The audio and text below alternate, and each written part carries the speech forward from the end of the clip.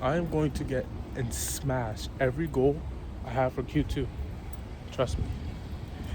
One of my goals is to have $500,000 by the end of the year in capital. I want to get 250 in capital, 350K in capital by the end of the quarter. And then obviously fly payout, and book. At the next light, take a left. If I can book my trip to Ibiza, man, it's just all with God. I'm gonna have spiritual goals as well. One of my spiritual goals is up Bible time, so I'm gonna try up my chapters that I read in Q2, a day, and that I'm gonna actually try and outreach to people as well. So, going spiritual, going physical. Obviously, Q2 goals is to have a full-fledged six-pack. I'm not at that just yet, but I'm close. January I was 190, I'm 179 now. Bro, low-key, ever since the second, so ever since November, when I said I made that change, I was serious. And I've grown so much. But end of January to February to March was a monumental month. February was a monumental month. April's gonna be a crazy month. I do have one loss for the month of April, but it was a good loss. It was a valid loss. And I've been following my rules. I've had this mindset shift. I currently have 50K in assets under management, right? In capital under management. I currently have 200,000 in trial capital under management. How am I going to explain to my investors this trade? If I can't explain it in a way that was good, and they'd be like, oh, okay, I'm not taking it. And it saved me from losses. It has. It saved me from just spamming the button. A lot more selective. But that means I also put a lot more risk into the ones where I believe it's true because it doesn't happen as much. It's beautiful. I've been locked in. Been doing boxing. I'm getting better with boxing. I've really did everything, my New Year's resolutions, including health, I've done. I'm gonna cut my hair low too. So that's gonna be a physical appearance change. Especially when I start getting payouts. I want haircuts to be scheduled, right? Haircuts to be scheduled. I just book them out. Just like that. I want everything to be seamless. So I really thank God because I really can see my goal just tightening up. I'm doing well in school. I think I'm gonna maintain a 4.0 this semester, which this semester was a lot harder than last semester. Last semester was sweet. This semester, accounting was not sweet. So, really just doing that to wealth. I realized I had 8K. At the light, take a left on 11th Street Northwest. Don't have a car.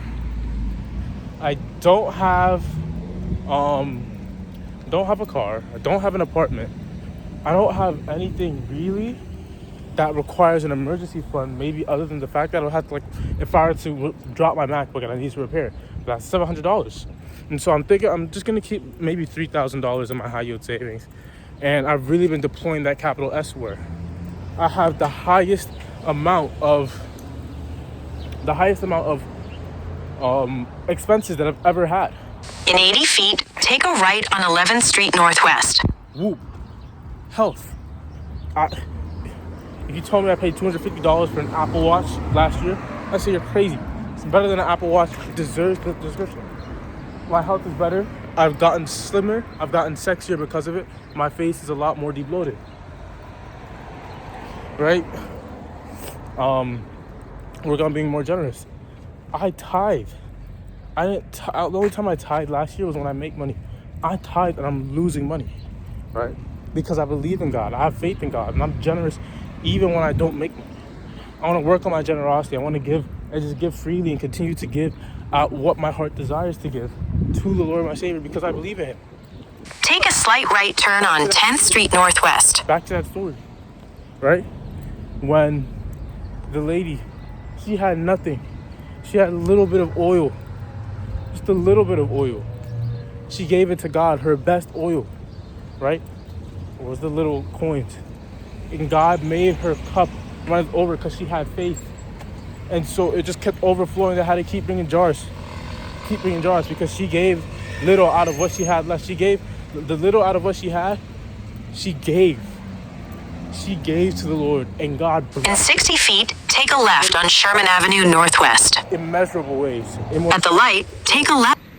I hate this. In a quarter mile, at the next light, take a right.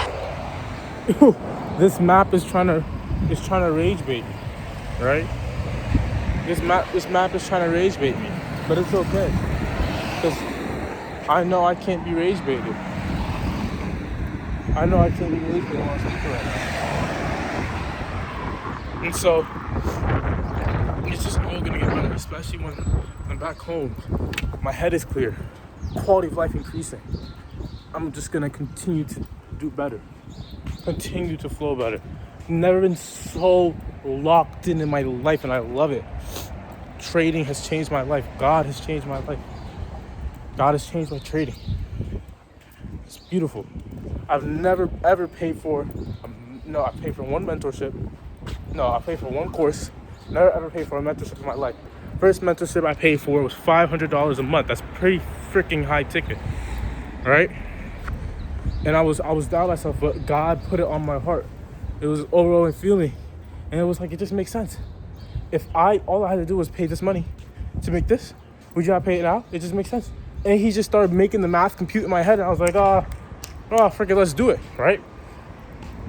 And I mean, stuff has changed from there to the point where, like, now it's I know how to approach it. My approach, I have everything. I'm approaching these markets in certain conditions, but I'm being safe, and safe has got me more. And I'm seeing where I can improve. I'm seeing the parts where I could do better, and I'm seeing how I analyze it, but I'm better. Analyzing last month's performance, right? Where did the majority of my losses come from? Where did the majority of my wins come from? What were my issues? Well, I'll tell you. The losses and the break-evens came from outside noise. I was very susceptible to outside noise. It affected my trading. It affected my decision-making. That had to go. Where did the wins come from? Trusting my own analysis and continuing to go on very formulated pairs. That gave me my most money. Where did most of my losses come from? One loss was a good loss. Came from Forex. The rest of the losses were stupid losses that were taken because of outside noise on alternative assets, on stuff I don't trade regularly, because I was looking for a trade. I was searching. I'm thinking I have my approach now, I have everything. Let's start searching and taking. That's not how it works. That's not how it works. And so, cut that out. I look at 4 pairs now. And it's Euro USD. Euro USD. GBP USD. USD JPY, that's 3. I said 4 because you look at Dixie, and those are your 4 main. But very, very simple. That's what I find the most clean most of the time. Listening to news, being cautious, going capital, mindset shift, coming into every day, trying to see where the market's going to go. It's beautiful. And so, I'm just going to continue to do that. It's going to be out. This is going to be a great new quarter. I'm saying he's a personal. A great new quarter.